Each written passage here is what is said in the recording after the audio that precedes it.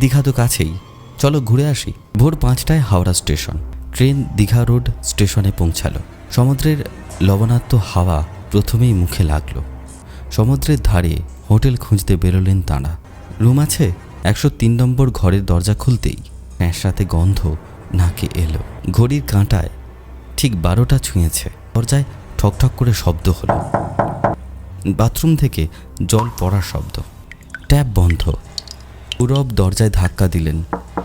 মৌসুমী, দরজা খোলো। তিনি আরও জোরে ধাক্কা দিলেন।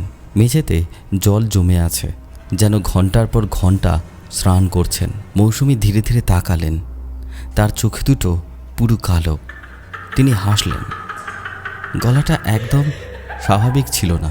হঠাৎ ঘরের দরজাটা জোরে বন্ধ হয়ে গেল। পেছন থেকে মৌসুমীর গলা ভেসে এলো, থাকতে হবে, এখানেই থাকতে হবে।